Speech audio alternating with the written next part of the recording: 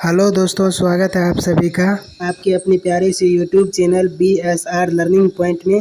जी हाँ दोस्तों, आज का सेशन बहुत ही मज़ेदार सेशन होने वाला है। दोस्तों आज की इस वीडियो में हम आप लोगों के लिए लेकर के आए हैं अम्ल भस्म तथा लवण चैप्टर से 50 महत्वपूर्ण व वस्तुनिष्ठ प्रश्न। दोस्तों प्रीवियस वीडियो में हमने 50 क्वेश्चंस पर डिस्कशन किया था, तो मिला के 100 क्वेश्चंस हो जाता है दोस्तों। और आपको पूरा चैप्टर से पूरा निचोड़ दिया जाता है दोस्तों, ताकि आपको एक भी प्रश्न ना छूटे एग्जाम में। तो जल्द से जल्द इस चैनल से अभी तक आप नहीं जुड़े हैं तो प्लीज़ चैनल को सब्सक्राइब जरूर करें और टेलीग्राम से ज्वाइन हो जाए, ताकि आपको PDF भी मिल सके दोस्तों। तो चलिए वीडियो को स्टार्ट करते हैं दोस्तों। यदि वीडियो अच्छा लगे तो प्लीज़ वीडियो को लाइक कीजिए और अपने दोस्तों के साथ शेयर भी कीजिए। तो चलिए दोस्तों सेशन को फटाफट शुरू करते हैं, तो बने रहिए वीडियो में अंत तक। दोस्तों देखिए फर्स्ट नंबर का क्वेश्चन जो कि आप देख पा रहे हैं स्क्रीन पर दोस्तों, बड़ा ही मज़ेदार प्रश्न है। देखिए प्रश्न कहता है धातु के ऑक्साइड होते हैं। दोस्तों यह बहुत ही इंपॉर्टेंट क्वेश्चन है। कहता है धातु के ऑक्साइड होते हैं। तो दोस्तों जो धातु होते हैं, धातु के ऑक्साइड होते हैं भास्मिक। ठीक है दोस्तों, भास्मिक होते हैं धातु के ऑक्साइड। और अधातु के जो ऑक्साइड होते हैं दोस्तों, अधातु के ऑक्साइड अम्लीय होते हैं। ठीक है दोस्तों, अम्लीय, इसको याद कर लीजिए अच्छा से। इसी में बहुत से स्टूडेंट जो है सो कंफ्यूज हो जाते हैं दोस्तों।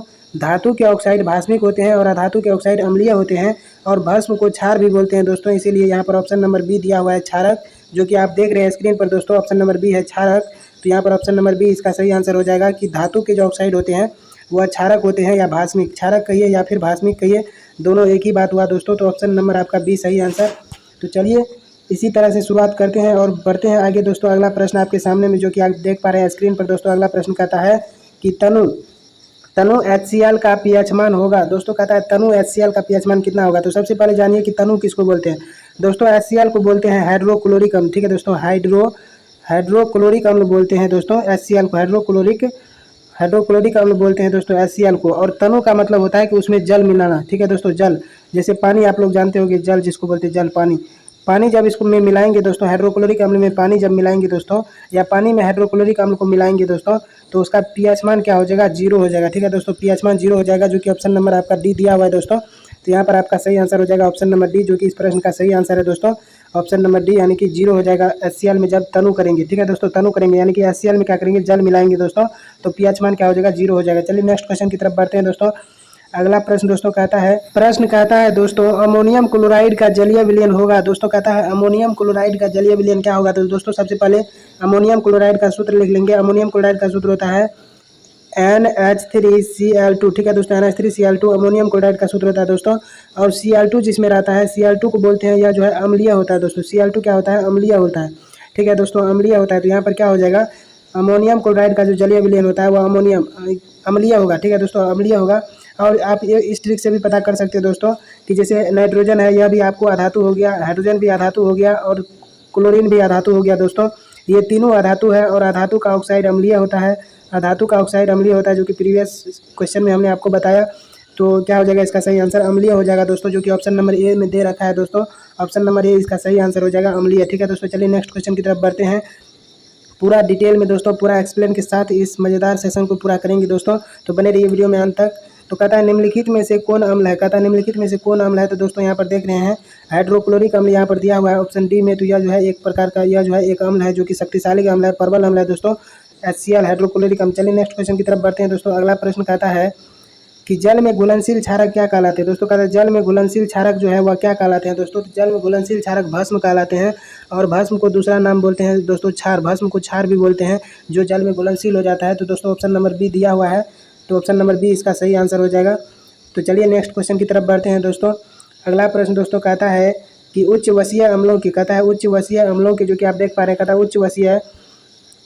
उच्च वसीय अम्लों के सोडियम लवण कहलाते हैं। दोस्तों कहता है उच्च वसीय अम्लों के सोडियम लवण क्या कहलाते हैं दोस्तों। उच्च वसीय अम्लों के सोडियम लवण जो है आपको साबुन में उपयोग होता है दोस्तों। तो ये साबुन, यानी कि यहाँ पर क्या हो जाएगा, साबुन। ठीक है दोस्तों, इसका सही आंसर हो जाएगा साबुन में जो है दोस्तों उच्च वसीय अम्लों के सोडियम लवण का उपयोग किया जाता है। तो यहाँ पर क्या हो जाएगा, साबुन सही आंसर हो जाएगा। चलिए नेक्स्ट क्वेश्चन की तरफ बढ़ते हैं दोस्तों।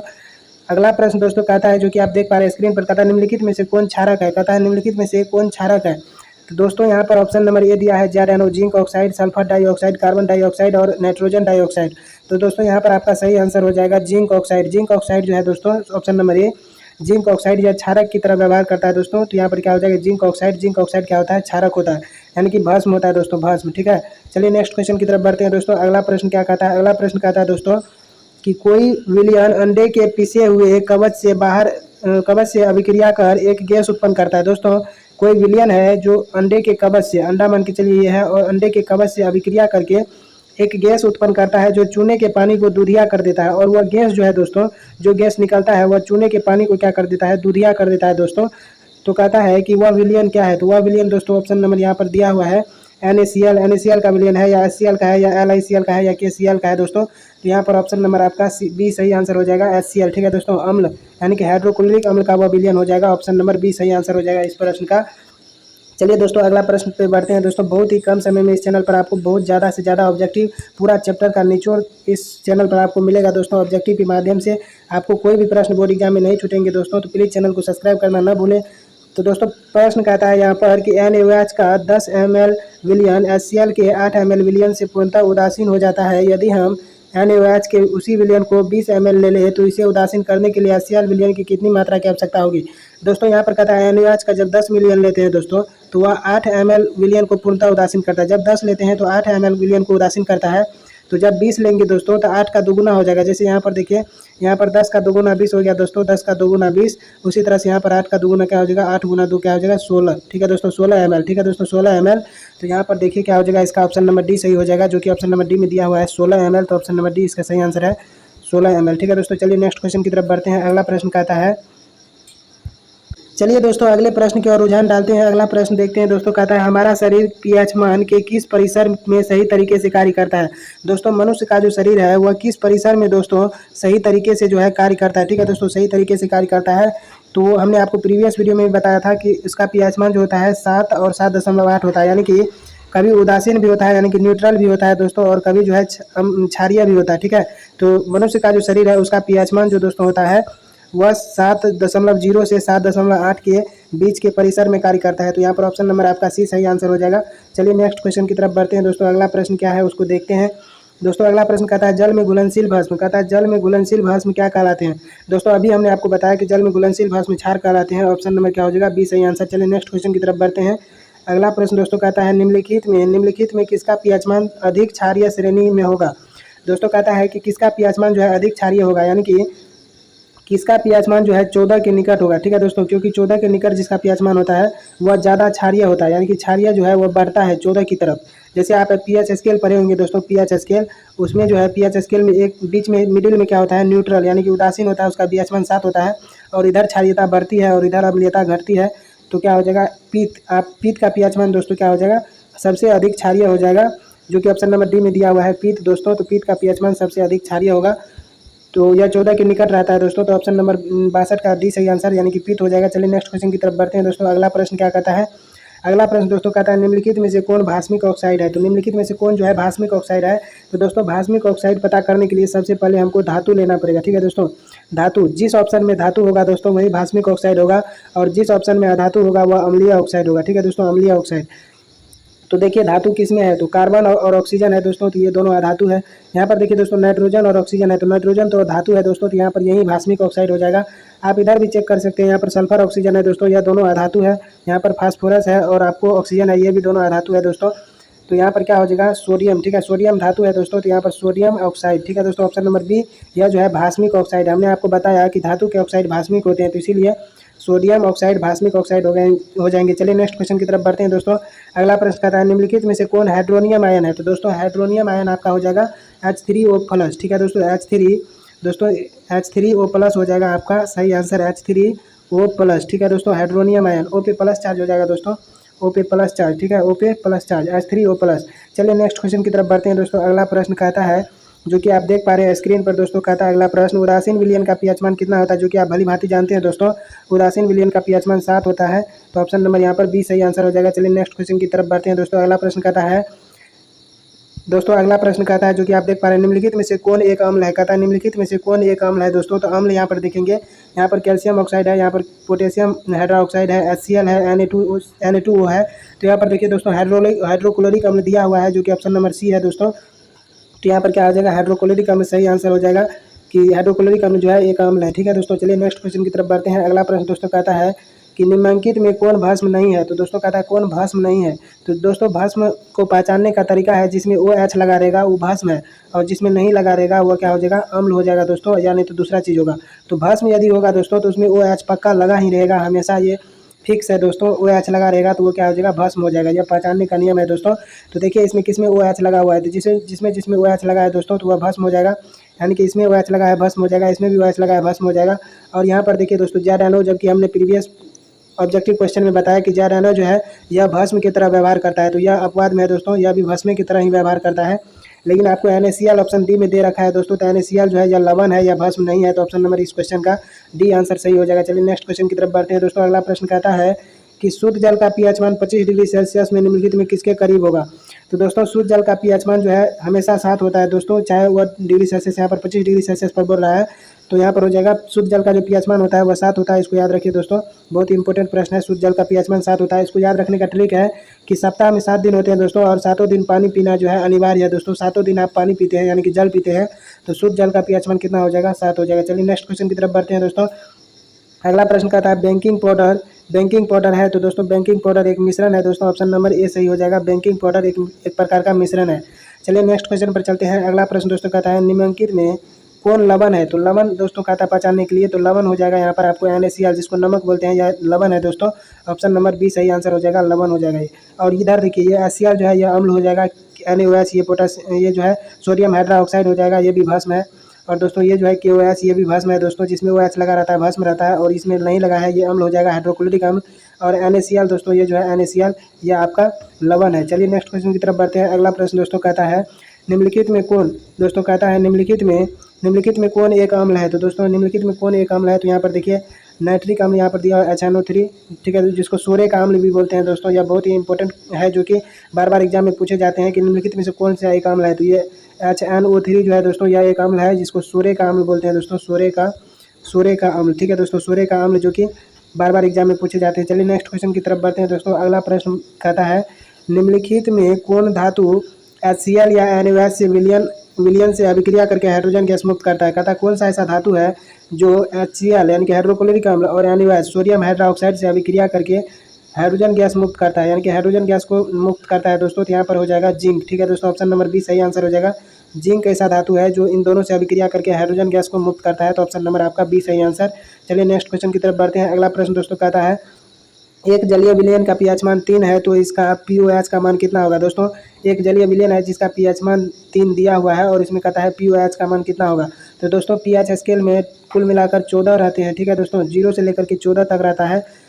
तो यहाँ पर क्या हो जाएगा, इसका pH मान 3 दिया हुआ है, तो POH जो निकालेंगे दोस्तों, तो 14 में से 3 को घटा देंगे, 14 - 3, तो यहाँ पर क्या हो जाएगा 11, जो कि ऑप्शन नंबर डी में दिया है दोस्तों। तो POH का मान हो जाएगा 11, ठीक है दोस्तों, POH का मान आपका हो जाएगा 11, जो कि ऑप्शन नंबर डी में ऑलरेडी दिया हुआ है। चलिए नेक्स्ट क्वेश्चन की तरफ बढ़ते हैं दोस्तों।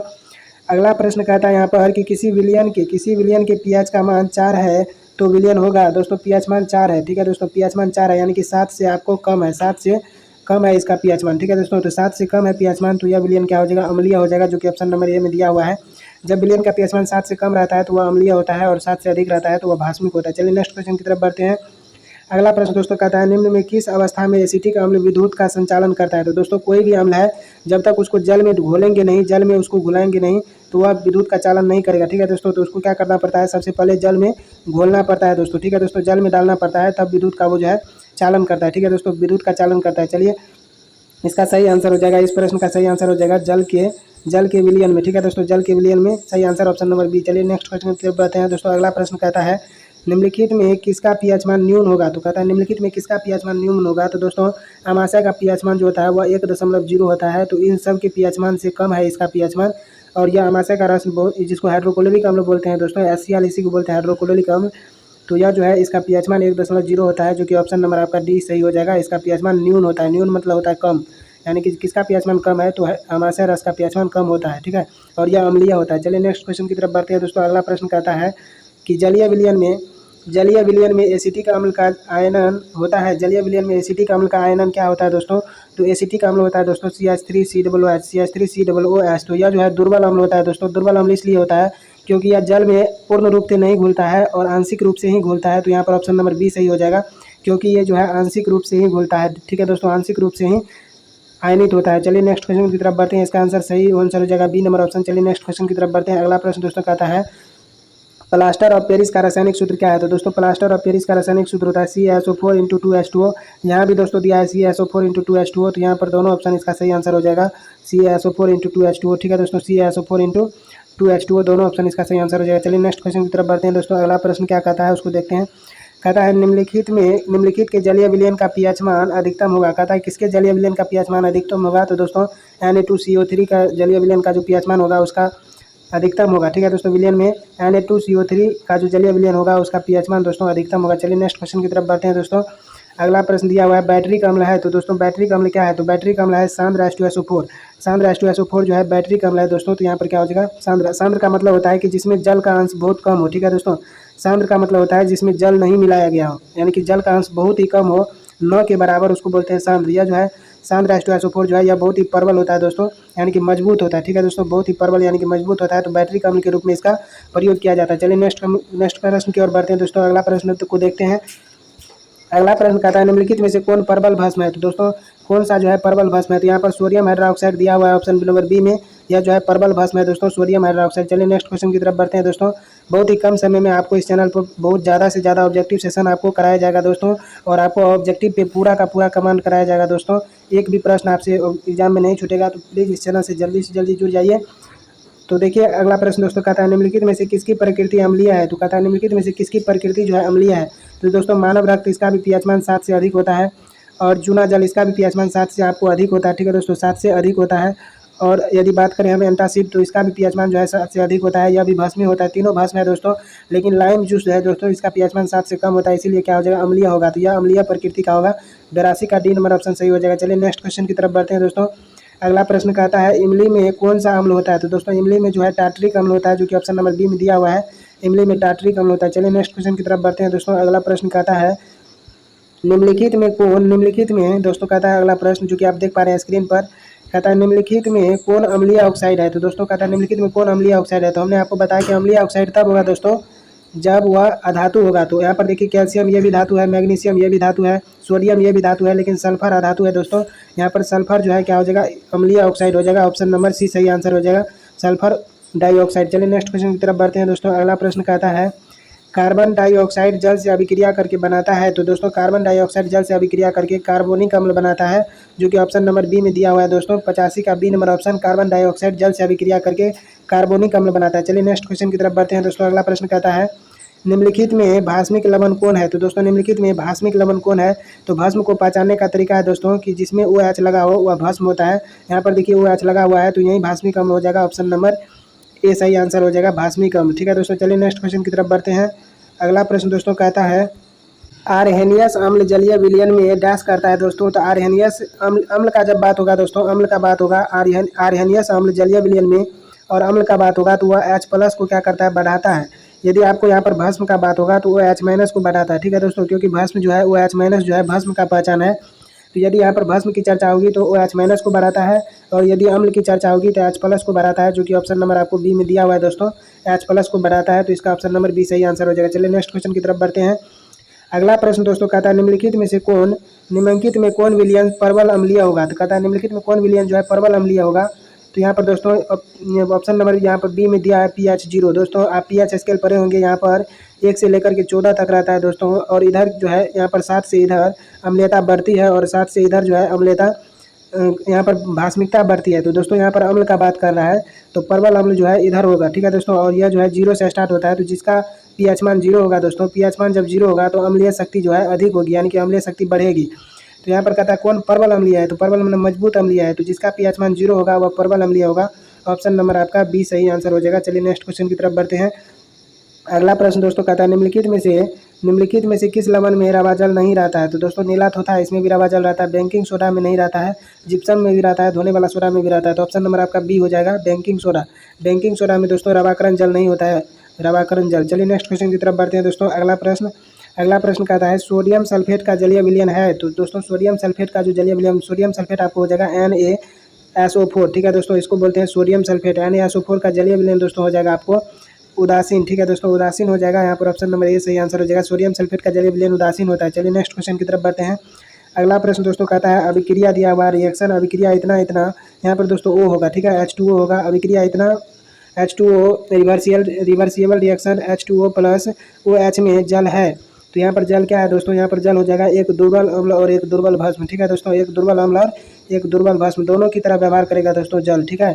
चलिए नेक्स्ट क्वेश्चन की ओर बढ़ते हैं दोस्तों। अगला प्रश्न क्या कहता है उसको देखते हैं। अगला प्रश्न कहता है कि पीएच की परिभाषा दोस्तों कहता है पीएच का सही परिभाषा क्या है, यानी कि पीएच बराबर सूत्र क्या होता है, ठीक है दोस्तों, पीएच बराबर सूत्र होता है minus log H plus ion का सांद्रण, ठीक है दोस्तों, minus log H plus ion का सांद्रण, तो जो कि ऑप्शन नंबर ए में दिया हुआ है दोस्तों, तो यहाँ पर क्या हो जाएगा, ऑप्शन नंबर ए सही आंसर हो जाएगा, पीएच बराबर minus log H plus ion का सांद्रण। चलिए नेक्स्ट क्वेश्चन की तरफ बढ़ते हैं दोस्तों। अगला प्रश्न कहता है कि अभिक्रिया H2O प्लस HCl रिएक्शन जिन H3O प्लस Cl में जल का आचरण कैसा होगा, ठीक है दोस्तों, जल का आचरण कैसा होगा, जल का आचरण कहता है बताने के लिए, तो इसमें जल का जो आचरण होगा दोस्तों वह भस्म की तरह होगा, ऑप्शन नंबर बी जो कि सही आंसर है इस प्रश्न का, भस्म की तरह होगा, ठीक है दोस्तों, जल का आचरण भस्म की तरह होगा। चलिए नेक्स्ट क्वेश्चन की तरफ बढ़ते हैं।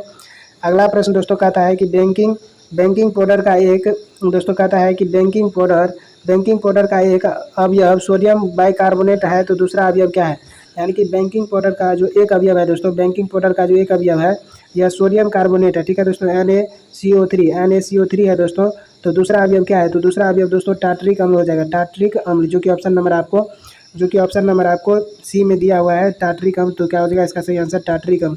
चलिए नेक्स्ट क्वेश्चन की तरफ बढ़ते हैं। अगला प्रश्न दोस्तों कहता है जब किसी विलयन का पीएच मान घटता है तब विलयन में H प्लस आयन की सांद्रता क्या होती है, तो दोस्तों जब किसी विलयन का पीएच मान घटेगा, मान के चलिए पीएच मान क्या हो जाएगा, घटेगा, तो पीएच मान जब घटता है तो वह क्या होता है, अम्लीय होते जाता है, यानी कि अम्लीय ज़्यादा होगा, अम्लीयता क्या होगा, बढ़ेगा, अम्लीयता क्या होगा, बढ़ेगा, जब अम्लीयता बढ़ेगा तो यहाँ पर क्या हो जाएगा, बढ़ती है, ऑप्शन नंबर क्या हो जाएगा, बढ़ती है, बी नंबर ऑप्शन बढ़ती है, ठीक है। चलिए नेक्स्ट क्वेश्चन की तरफ बढ़ते हैं दोस्तों। अगला प्रश्न क्या कहता है, अगला प्रश्न कहता है निम्नलिखित में किसमें अम्ल का गुण नहीं होता है, तो दोस्तों अम्ल का गुण इसमें से कौन सा नहीं है, कहता है जो लाल लिटमस पत्र को नीला कर देता है, जिनका स्वाद खट्टा होता है, तो दोस्तों अम्ल का स्वाद खट्टा होता है, जो धातु से अभिक्रिया करते हैं दोस्तों, अम्ल जो है धातु से भी अभिक्रिया करते हैं, जो क्षार से अभिक्रिया करते हैं दोस्तों, यह क्षार से भी अभिक्रिया करते हैं, लेकिन जो लाल लिटमस पत्र को नीला कर देता है वह दोस्तों अम्ल का गुण नहीं है, यह भस्म का गुण है दोस्तों, तो ऑप्शन नंबर ए जो है सही आंसर हो जाएगा इसका, कि यह जो है अम्ल का गुण नहीं है। चलिए नेक्स्ट क्वेश्चन की तरफ बढ़ते हैं। अगला प्रश्न दोस्तों कहता है कि एसिटिक अम्ल दुर्बल अम्ल है, क्योंकि कहता है एसिटिक अम्ल जो है वह दुर्बल अम्ल है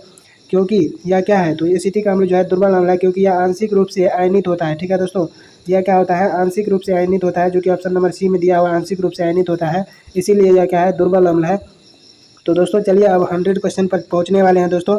यहाँ पर देखिए कहता है कि उत्फुल्लन लवण होते हैं, उत्फुल्लन लवण को दोस्तों अनाद्र लवण भी बोलते हैं, उत्फुल्लन लवण को अनाद्र लवण भी बोलते हैं, तो कहता है उत्फुल्लन लवण क्या होते हैं, कहता है अनाद्र लवण जो वायु से जलवाष्प को अवशोषित करते हैं या जलयोजित लवण से वायुमंडल में जल के अणु का त्याग करते हैं, तो दोस्तों उत्फुल्लन लवण जो होते हैं वह क्या करते हैं, जल का वायुमंडल में त्याग कर देते हैं दोस्तों, क्या करते हैं, त्याग कर देते हैं, ठीक है दोस्तों, त्याग कर देते हैं। यहाँ पर ऑप्शन नंबर आपको दिया हुआ है बी नंबर ऑप्शन सही आंसर हो जाएगा। यह क्या करते हैं, जलयोजित लवण जो वायुमंडल के जल के अणु का क्या करते हैं, त्यागते हैं, तो क्या करते हैं, ऑप्शन नंबर बी इसका सही आंसर हो जाएगा। चलिए नेक्स्ट क्वेश्चन की तरफ बढ़ते हैं दोस्तों। अगला प्रश्न कहता है कि निम्नलिखित में कौन सा कथन सही नहीं है, दोस्तों निम्नलिखित में कौन सा कथन सही नहीं है, तो यहाँ पर देखिए कहता है पहले कथन को रीड करेंगे दोस्तों तब तो पता चलेगा कौन सही है कौन नहीं है। कहता है लिटमस जो है जर्मेनियम फूल के पत्ते से निकाला गया उदासीन अर्क है, तो दोस्तों यह ऑप्शन गलत है, यह जो है सही नहीं है, ठीक है दोस्तों, यह सही नहीं है। अब कैसे सही नहीं है वह हम आपको बताते हैं दोस्तों।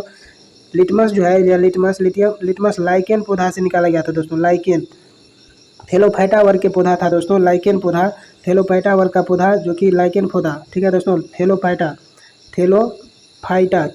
वर्ग का लाइकेन पौधा से निकाला गया था लिटमस को, लाइकेन पौधे से लिटमस को निकाला गया था दोस्तों, जबकि यहाँ पर ऑप्शन में दिया हुआ है कि यह लिटमस जो है चेरेनियम फूल के पत्ते से निकाला गया, यह ऑप्शन गलत है दोस्तों, तो यहाँ पर क्या हो जाएगा, ऑप्शन नंबर ए 99 का सही आंसर हो जाएगा यहाँ पर दोस्तों। तो चलिए इसका जो है सही आंसर हो जाएगा ऑप्शन नंबर ए। चलिए नेक्स्ट क्वेश्चन की तरफ बढ़ते हैं दोस्तों। अगला प्रश्न क्या कहता है उसको देखते हैं, जो कि 100 नंबर का क्वेश्चन है और इस वीडियो का लास्ट क्वेश्चन है दोस्तों, जो कि बहुत ही इंपॉर्टेंट भी है। कहता है नींबू के खट्टा स्वाद को खत्म करने के लिए निम्नलिखित में से किसका उपयोग सबसे अधिक प्रयुक्त है, तो दोस्तों नींबू के स्वाद को खट्टे को खत्म करने के लिए, तो दोस्तों खट्टापन को जब भी खत्म करेंगे तो उसके लिए भस्म चाहिए, क्योंकि खट्टा अम्ल होता है, कड़वा भस्म होता है, तो खट्टा को खत्म करेंगे उसके लिए कड़वा चीज़ चाहिए, तो दोस्तों कड़वा होता है भस्म।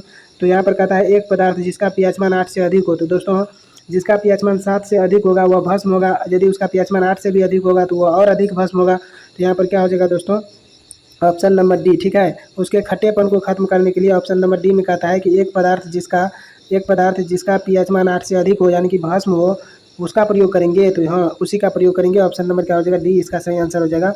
खट्टा को खत्म करने के लिए करवा का उपयोग करते हैं। ऑप्शन नंबर डी कहता है कि पीएच मान 8 से अधिक हो, उस पदार्थ का उपयोग करेंगे, तो उसी का उपयोग करेंगे दोस्तों। ऑप्शन नंबर डी इसका सही आंसर हो जाएगा।